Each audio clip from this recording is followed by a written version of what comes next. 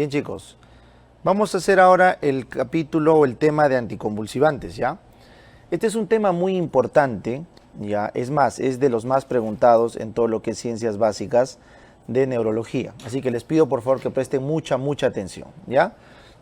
Lo primero que quiero que recuerden es que cuando tú quieres excitar a una neurona, tienes que pasarle cationes, ¿no es cierto? Los cationes excitan. Entonces, estos cationes que entran suelen estar asociados a ionóforos que tienen un excitador o un neurotransmisor excitador, y los más conocidos o el más importante es el glutamato, ¿correcto? Entonces, el glutamato es el principal excitador del sistema nervioso central. ¿Ya? Existen otros, pero este es el más importante, ¿ya?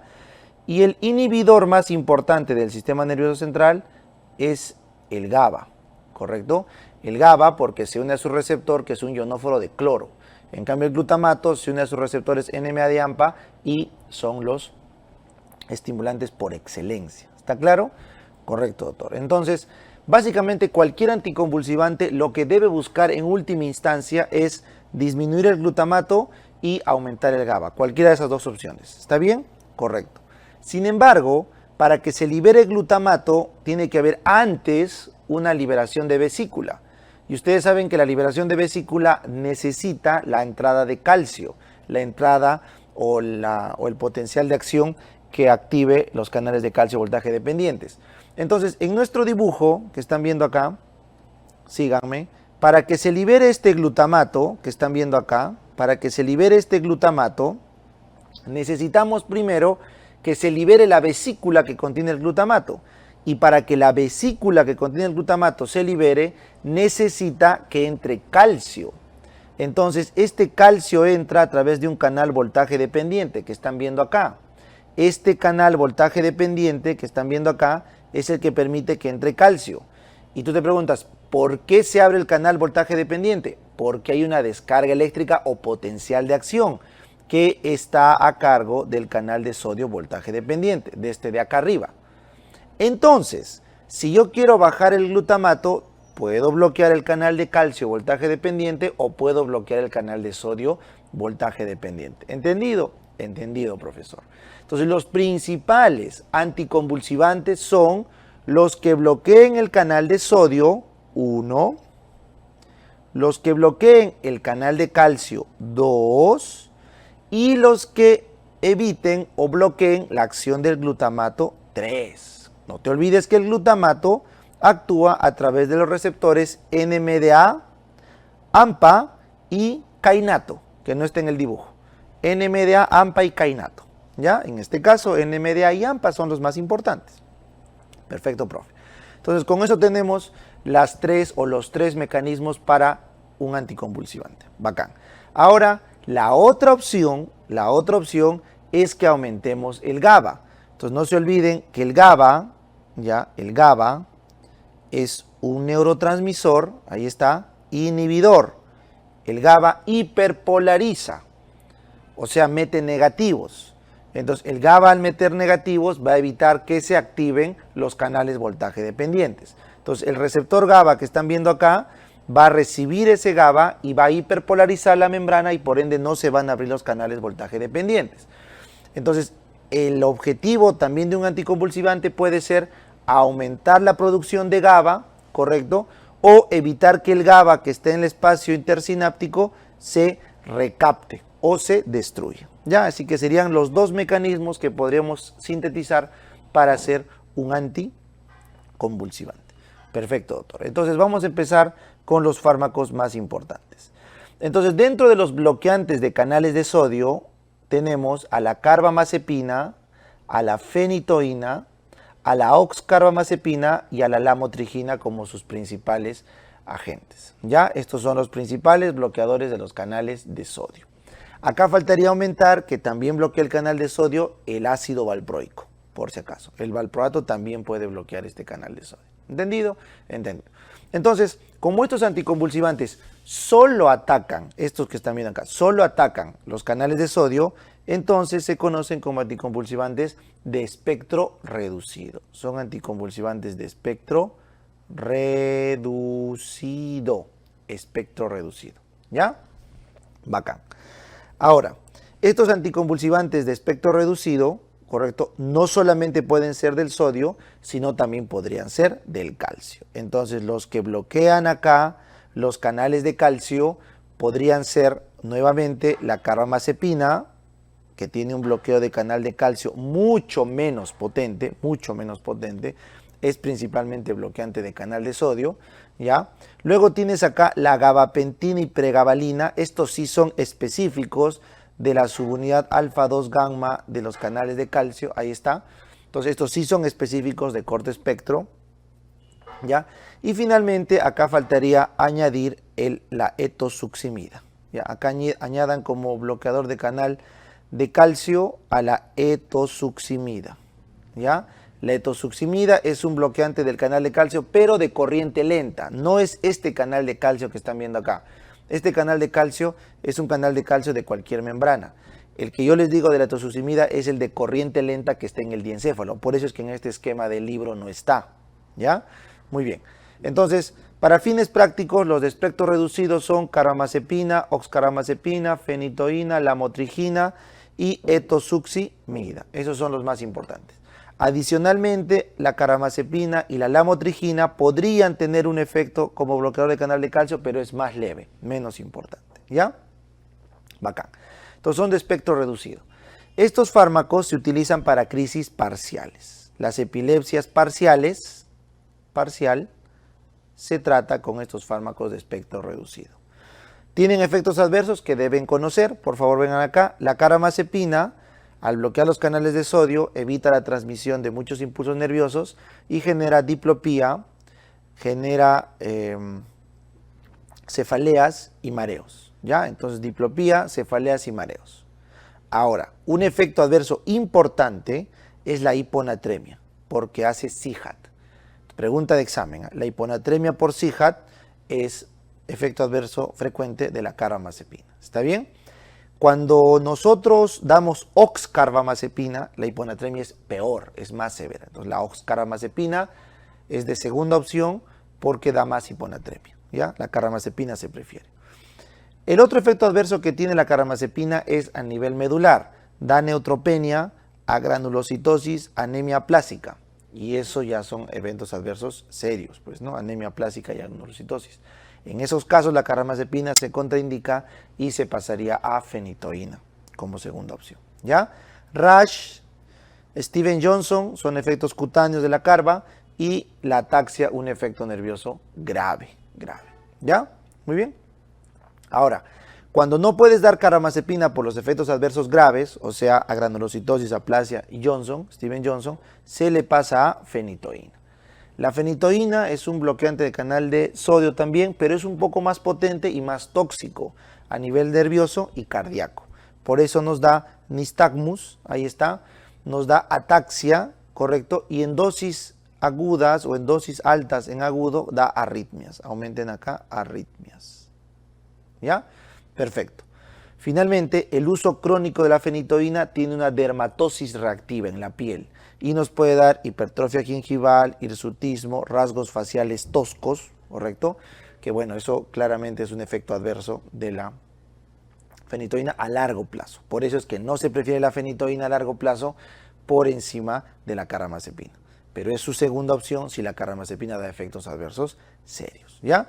Bacán. Adicionalmente, discrasias sanguíneas, Steven-Johnson, hepatotoxicidad y polineuropatía son efectos raros que contraindicarían el uso final de la fenitoína. ¿Entendido? Entendido, doctor. Muy bien. Ahora, existe otro medicamento de espectro reducido que es el fenobarbital. Entonces, el fenobarbital lo vamos a marcar por acá. Lo voy a marcar también de amarillo. El fenobarbital, correcto, también se utiliza como o se utilizaba en todo caso como anticonvulsivante de espectro reducido y también algunas benzodiazepinas como el clonazepam, por ejemplo, porque su función era potenciar el GABA. Entonces los que potenciaban la acción del GABA, porque les expliqué, eran unos agonistas alostéricos del GABA, eran las benzodiazepinas y el fenobarbital. Estos de acá ya no se utilizan como anticonvulsivantes a largo plazo, sino simplemente en crisis agudas, no son a largo plazo, solo en crisis agudas. ¿Por qué, doctor? Porque están muy asociados a la sedación, ¿correcto? Entonces, sedación que puede llevar a coma y paro respiratorio los contraindica, ¿ya? Entonces, el fenobarbital no va porque genera sedación. Y efectos adversos más raros son impotencia sexual, necrólisis epidérmica tóxica, hepatotoxicidad o distrofia escapulohumeral. Así que estos fármacos, si bien es cierto son de espectro reducido, ya no se utilizan para manejo crónico, pero sí para manejo agudo de una epilepsia. ¿Ya? Bacano. Ahora, dentro de los efectos o adversos de la etosuximida que ven acá, es un fármaco muy bien tolerado, por eso se recomienda en niños que tienen crisis de ausencia. Los niños con crisis de ausencia se benefician de la etosuximida porque lo único que les causa es un poco de náuseas, vómitos, cefalea. La sedación y la agitación paradójica es extremadamente raro. Eritema multiforme y Steven Johnson también extremadamente raro. Así que es un fármaco bien tolerado y ya saben que bloquea los canales de calcio de corriente lenta diencefálica. Acuérdate, corriente lenta diencefálica. Perfecto, profe. Entonces, con eso ya tenemos el resumen de los de espectro reducido y su mecanismo de acción. Muy bien. Algunos otros fármacos de espectro reducido adyuvantes, o sea que se utilizan en ayuda al tratamiento anticonvulsivante, puede ser la tiagabina, que es un inhibidor de la recaptación del GABA, o la vigabatrina, que es un inhibidor de la transaminasa del GABA, que es un metabolizador.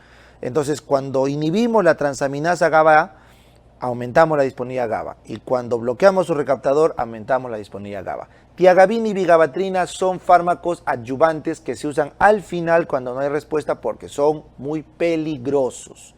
Son tóxicos y peligrosos por la sedación. ¿Entendido? Entendido, profe.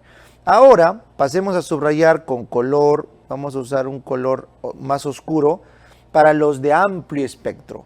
Los anticonvulsivantes de amplio espectro se llaman así porque tienen acción en dos o más de los mecanismos que les dije. Por ejemplo, el valproato, vamos a poner acá, el valproato o ácido valproico, como quieras verlo, actúa en los canales de sodio voltaje dependientes. Ahí lo tienes. Pero también el valproato actúa en los canales de calcio voltaje dependientes. Acá te lo voy a poner, valproato. ¿Correcto? El valproato también ha visto que actúa como antagonista del glutamato. ¿Ya? Entonces, y acá arriba también como potenciador GABA. Entonces, el valproato puedes tenerlo en los canales de calcio voltaje dependientes, en los canales de sodio voltaje dependientes, en antagonismo al glutamato y en agonismo al GABA. Por eso el valproato es el fármaco anticonvulsivante de más amplio espectro que es usado con mayor frecuencia. ¿Está bien? Actúa a todos esos niveles. Por lo tanto, ustedes tienen que conocer sus efectos adversos, ya que el valproato está siempre indicado como primera línea en las epilepsias generalizadas. ¿Ya? Sus efectos adversos frecuentes son náuseas, vómitos, temblor, subida de peso, alopecia.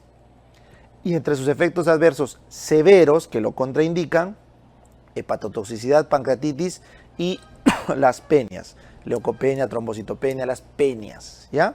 Entonces, esa es la diferencia. ¿Entendido? Entendido, Doc.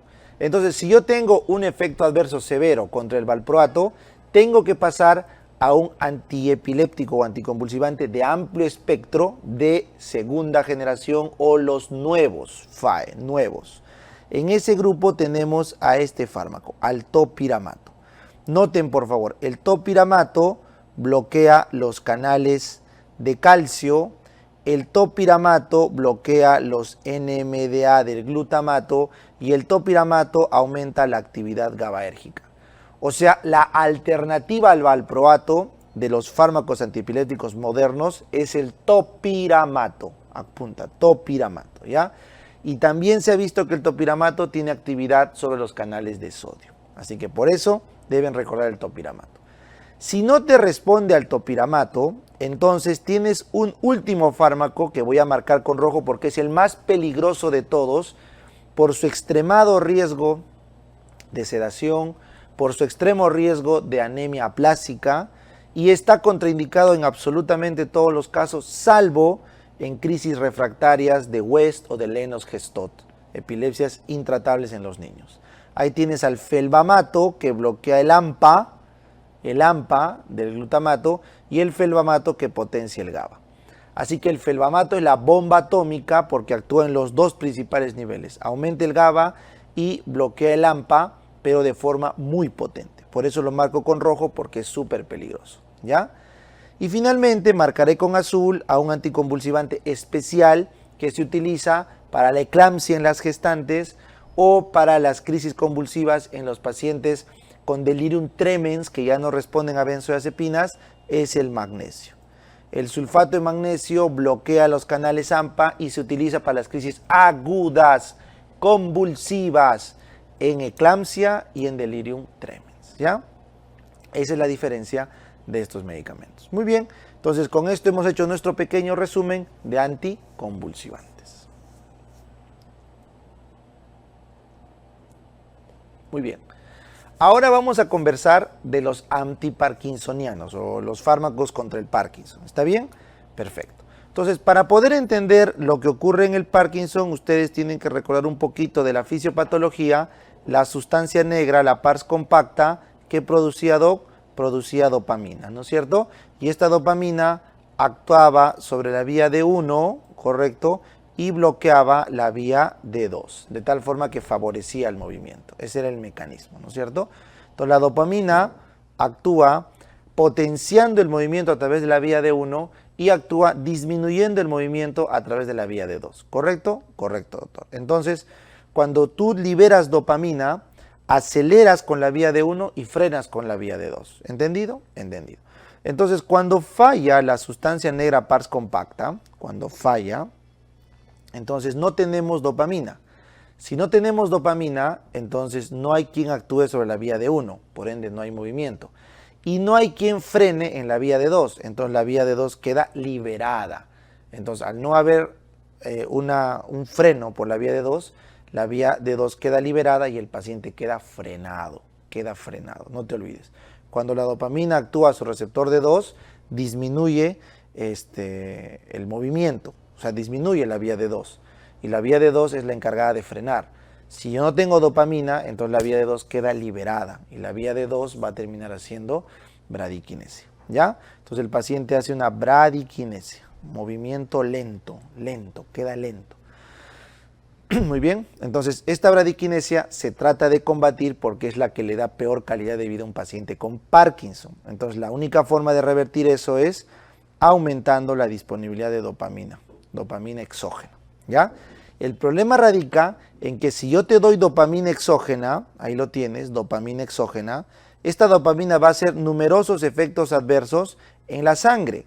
¿Como cuáles, doctor? Como náuseas, vómitos, diarrea, ¿correcto? Va a hacer alteraciones del tracto gastrointestinal y el paciente la pasa súper mal. Así que la dopamina en la sangre no es buena en absoluto, Entonces, para que no tengas estos efectos adversos, la droga que se da no es dopamina, sino es levodopa. La levodopa es un paso antes de la dopamina y la levodopa no genera estos efectos adversos secundarios.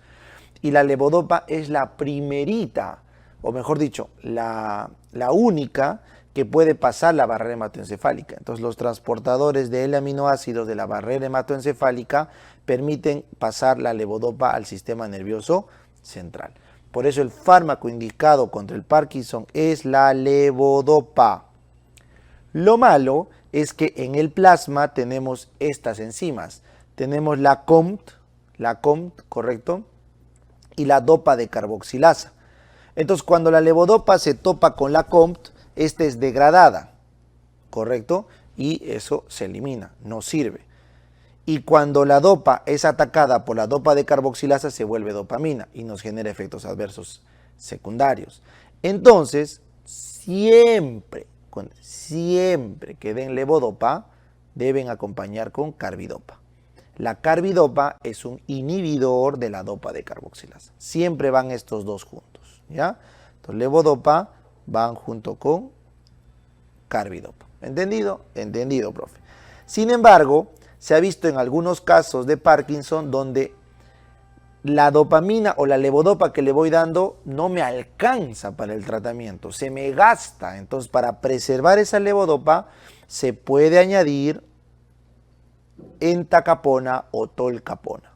La entacapona o tolcapona inhiben a la COMT y permite que el paciente no le haga, entre comillas, resistencia a la levodopa, para que pueda seguir habiendo efecto de la levodopa, ¿ya? Una vez que la levodopa entra al sistema nervioso central, la dopa de carboxilasa del cerebro la transforma en dopamina y esta dopamina actúa en sus receptores dopaminérgicos y tenemos el efecto deseado, que era que aumentar la vía de 1, que está a favor del movimiento, y bloquear la vía de 2, que estaba en contra del movimiento, porque la dopamina en el receptor de 2 es inhibidor, entonces para esa vía. Y la dopamina en la vía de 1 es excitador, por eso activa esa vía. ¿Está claro? Entonces, activar el movimiento y parar la vía del freno. ¿Entendido? Entendido, profe. Entonces, ese es el mecanismo. ¿Qué se ha descubierto? Lo malo es que parece que nuestro cerebro no está preparado para recibir levodopa externa. Entonces, cuando recibimos por más de 5 años levodopa externa, empiezan a haber unos efectos adversos relacionados al tiempo de la dosis, que se conocen como el fenómeno de on-off y el fenómeno de wearing off, o fenómeno de fin de dosis en castellano. ¿En qué consiste? Que cuando el paciente se le está acabando la dosis de levodopa, de lo que estaba bien el abuelito ahí como viéndose tranquilo, se empieza a apagar. Así como si se apagara la pila de tu celular, ¿no? Y empieza ya a confundirse, igualito. Y con el tiempo, no solo ocurre el síndrome de wearing off, sino aparece un síndrome que se llama on-off, en el que al abuelito le das la pastilla y ¡pum!, se empieza a mover así como si fuera un hombrecito loco, pues, ¿no? Se llama disquinesia, y luego cuando se acaba su dosis, se apaga. Entonces, esos mecanismos son indeseados, porque no tienen sentido darle un tratamiento que le va a empeorar su calidad de vida. Por lo tanto, apunten esto, por lo tanto, se prefiere, antes de dar levodopa, se prefiere intentar con estos fármacos. Estos que estoy pintando de color azul se conocen como agonistas de los receptores dopaminérgicos. Agonistas. Bromocriptina, pergolida, carvedilol y el pramipexol y ropinirol. Entonces el pramipexol y ropinirol, bromocriptina, hipergolida y carvedilol son los fármacos agonistas de los receptores de dopamina. Esta bromocriptina y carvedilol tienen efectos cardiovasculares deleterios, calcifican las válvulas, entonces no se prefieren, ¿correcto? Entonces, ¿qué preferimos? Preferimos el pramipexol, ropinirol. Entonces, estos fármacos vendrían a ser los de primera elección, al momento de tratar a un paciente con Parkinson, que todavía es joven, dícese joven, menor a 70 años, y la levodopa sería el medicamento de primera elección si es que el paciente ya tiene más de 70 años. ¿Por qué? Porque 5 años es lo que demora en los efectos adversos no deseados. Sin embargo, recuerden que la levodopa siempre va a ser mejor fármaco que el pramipexol. Siempre va a ser mejor fármaco, ¿ya? Muy bien. Entonces, con eso hemos entendido la relación de los agonistas de los receptores de dopamina. Ahora, esta tolcapona que vieron acá también pasa la barrera hematoencefálica. Entonces, cuando damos tolcapona, podemos evitar que se metabolice por la COMT esa dopamina en el cerebro. Ese es un ejemplo del uso de la tolcapona para potenciar los efectos de la levodopa. Y finalmente, en el cerebro tenemos la monoaminoxidasa, el MAO, en este caso la MAO-B, y así como vimos en antidepresivos, se le puede dar un inhibidor de la MAO, que es la selegilina o la rasagilina, que evitan que se metabolice esta dopamina. Así que estos medicamentos que están viendo acá, selegilina, tolcapona, rasagilina, son medicamentos adyuvantes en el manejo crónico de Parkinson. ¿Entendido? Entendido, profe, facilito. Ya, entonces ese era el resumen de nuestros fármacos antiparkinsonianos. Muy bien. Ahora vamos a conversar de los fármacos antidemenciales. ¿Ya? Entonces, para eso rapidito vamos a recordar sobre el principal neurotransmisor de la cognición. Yo quiero que ustedes recuerden esto. ¿Se acuerdan qué es la cognición? La cognición viene a ser una serie de funciones mentales superiores llamadas en psiquiatría como el pensamiento.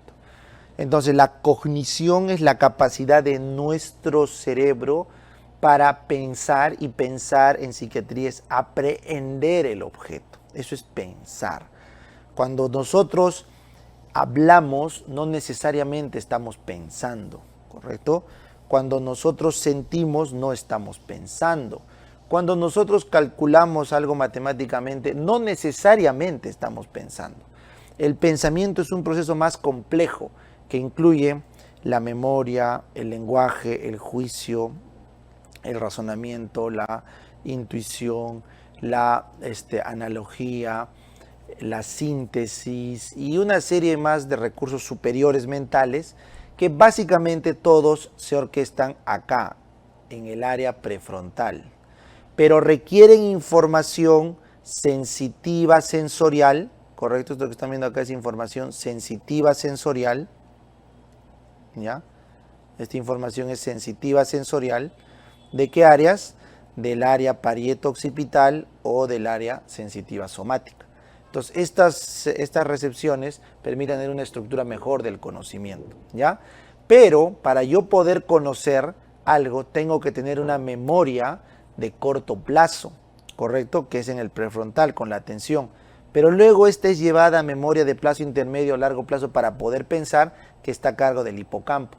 Así que el hipocampo es el centro principal de la memoria, que se encarga de llevar la memoria inmediata a corto plazo del prefrontal, que es la sensitiva organizada, hacia una memoria a largo plazo cortical que me permita entender los conceptos. O sea, ahorita ustedes me están escuchando, me están viendo y están teniendo una memoria de corto plazo por las señales nerviosas, visuales, auditivas que están recibiendo.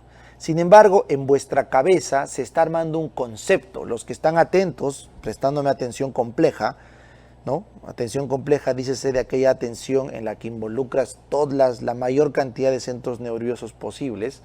Entonces, una atención compleja. Estás tratando de esa información visual auditiva que involucras, meterla a tu hipocampo y desde ahí disparar señales a toda tu corteza para poder aprehender el objeto. Entonces ustedes están imaginándose lo que hablo, están integrando con información que ya recuerdan y están haciendo un proceso mental para fijar esta idea. Ese proceso tan complejo que ven requiere el hipocampo. El hipocampo es la memoria RAM de nuestro cerebro, ¿ya? Y ese hipocampo trabaja con acetilcolina, ¿ya?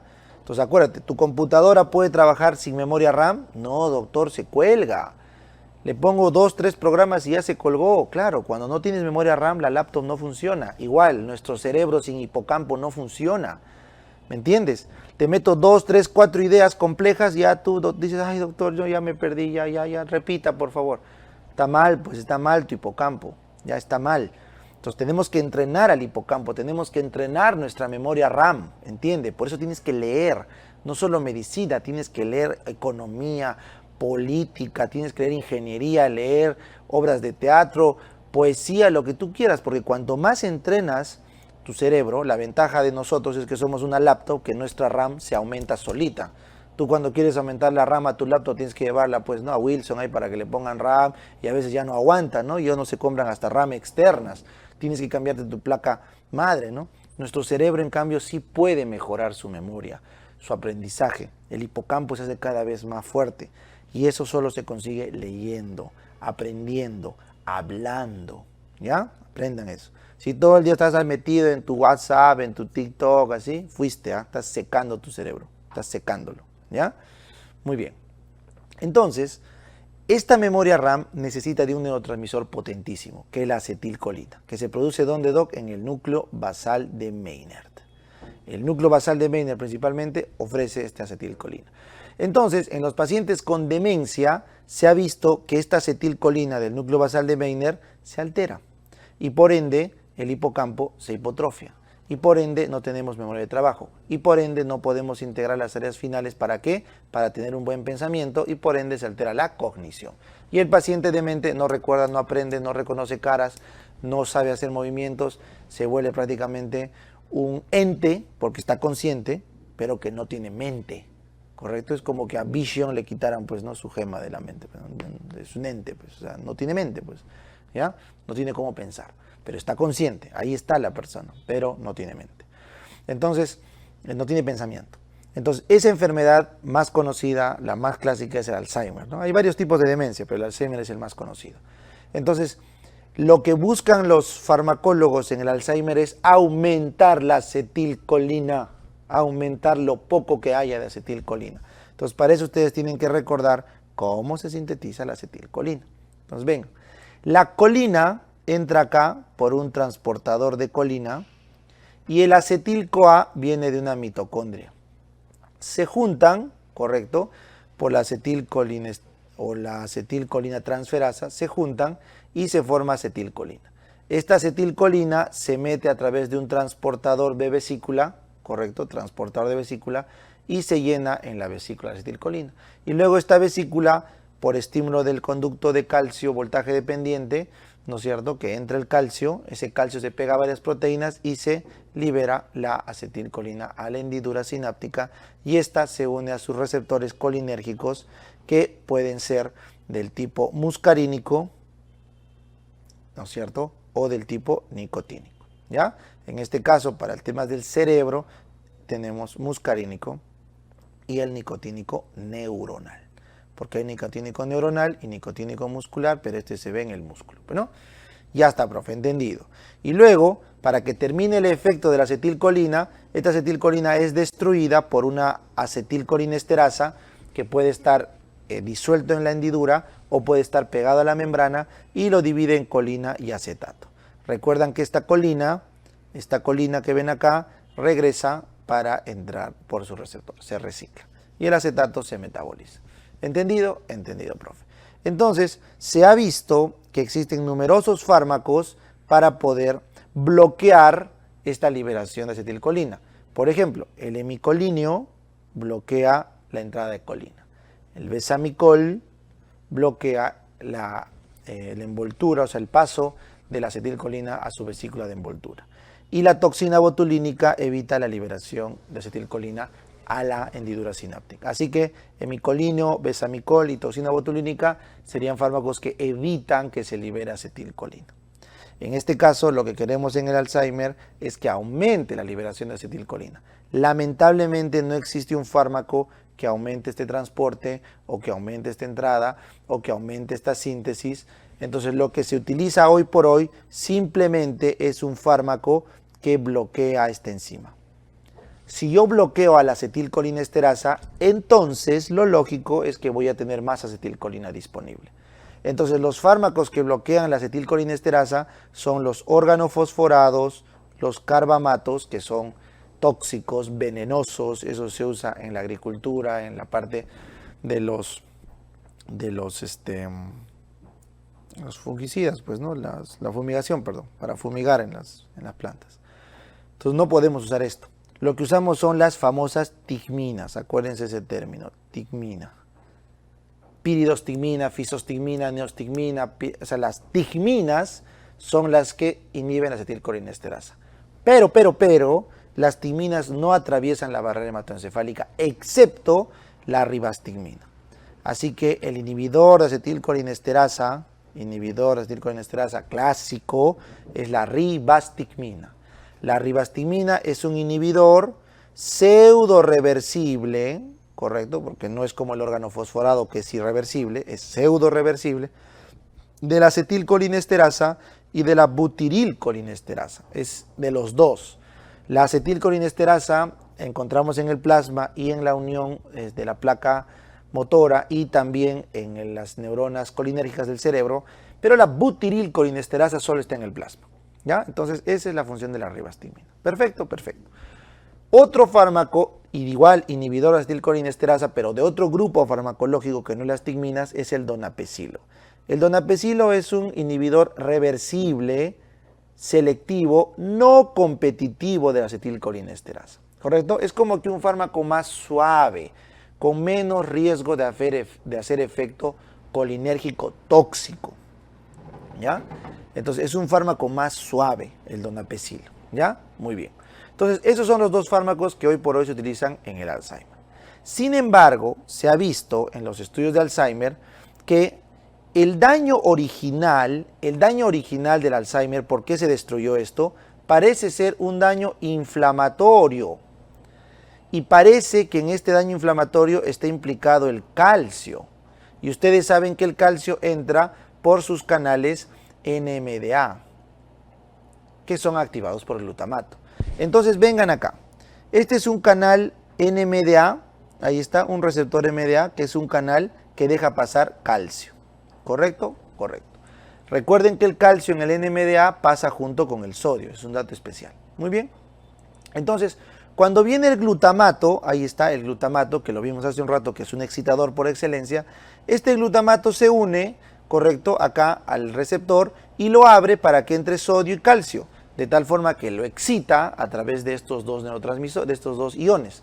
El sodio aumenta el potencial y el calcio es un segundo mensajero. Perfecto, Doc.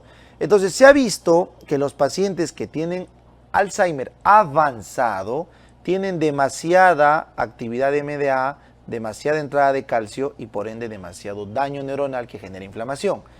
Entonces, para evitar todo este problema, se ha visto un fármaco que es la famosa memantina. La memantina, como ves acá, es un fármaco que solamente bloquea el canal abierto, evitando que pase sodio y calcio, cuando el glutamato está ahí. Y si no está el glutamato, la memantina simplemente no lo toca. Así que la memantina actúa solamente en las neuronas que están siendo activamente, se podría decir, estimuladas por el glutamato. Entonces la memantina es un fármaco que va dirigido a aquellas neuronas con mucha actividad glutamatérgica, porque solo actúa en el canal abierto. ¿Está claro?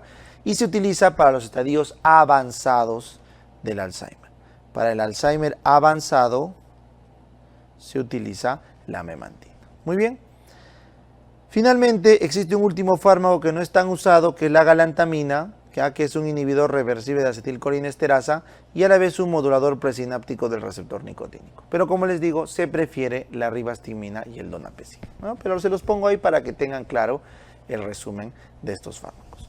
Muy bien, entonces este era el pequeño esquema que quería que tengan claros para los fármacos antidemenciales, ¿no? Muy bien, ahora vamos a conversar de cefaleas, ¿ya? Ahora vamos a conversar de cefaleas. Los fármacos que usamos para las cefaleas. Muy bien, entonces, dentro de las cefaleas, ustedes deben recordar que existen la migraña, correcto, la migraña, que es básicamente un fenómeno neurovascular. ¿Qué significa, Doc, neurovascular? Significa que va a haber una liberación nerviosa primero, que va a irritar las terminales nerviosas corticales, y luego va a haber una señal vascular que va a generar un vasoespasmo, y luego una vasodilatación, que eso trae dolor. Entonces, la migraña tiene dos componentes. Una hiperexcitación nerviosa, que eso podría explicar por qué estos pacientes hacen náuseas, vómitos, sonofobia, fotofobia, por una hiperreactividad nerviosa. Y luego hay un fenómeno vascular, que es una vasoconstricción, lo cual podría explicar el aura en la migraña, que luego va a seguir una vasodilatación, y esa vasodilatación va con liberación de neuropéptidos de dolor. Si eso lo aumentas a la hipersensibilidad nerviosa, entonces se hace un círculo vicioso y la persona percibe el latido de sus vasos dolorosos. Bueno, por eso la cefalea de la migraña es una cefalea pulsátil. Entonces, lo que ocurre en un migrañoso, en una migrañosa, que es más frecuente, es que por algún motivo sus nervios se sobreexcitan, y por otro lado, sus vasos se contraen. Entonces, esas dos condiciones hacen que se produzca la clínica de la migraña. ¿Entendido? Entendido, profe. Entonces, para tú tratar una migraña, bien sencillo, Lo que tienes que hacer es primero atacar el dolor. Entonces le podemos dar analgésicos simples, simplemente para bajar la inflamación y el dolor a nivel de las terminales nerviosas que están viendo acá, del quinto 1, que es el que lleva el dolor. Entonces le damos aspirina, metamizol, podríamos darle algunos derivados opioides como la codeína, pero siempre se prefiere los AINES, ¿ya? Entonces, en este caso, el fármaco de elección son los AINES, ¿ya? Dentro de los analgésicos simples, la aspirina sería la alternativa, y dentro de los AINES se prefiere el que mejor el paciente tolere, pero el paracetamol, no se olviden, el paracetamol siempre va a ser de primera línea, ¿correcto? El paracetamol. Si no puede con paracetamol, bueno, pues le podemos dar ibuprofeno, naproxeno, diclofenaco, ácido mefenámico. Recuerden que el diclofenaco es un fármaco potente, ¿ya?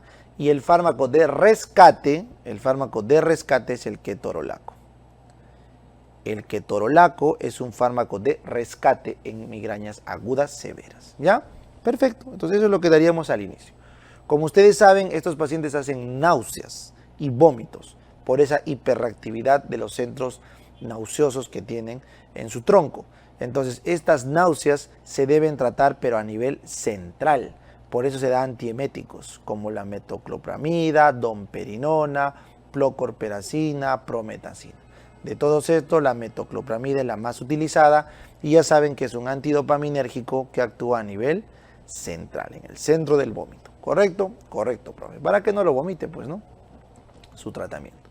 Muy bien. Sin embargo, esto de acá es el manejo de la migraña leve. Se dice migraña leve a aquella que responde a los AINES. Pero si la migraña ya no responde al AINE, si la migraña ya se complica y no responde al AINE, entonces esa migraña se llama migraña moderada a severa. Así le llaman, moderada a severa.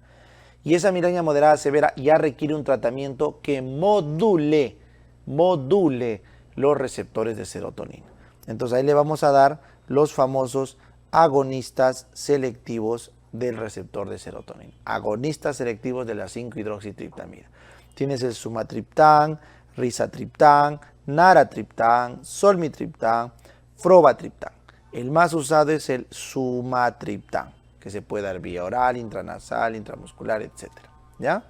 Entonces el sumatriptán es el medicamento de elección para las migrañas moderadas a severas.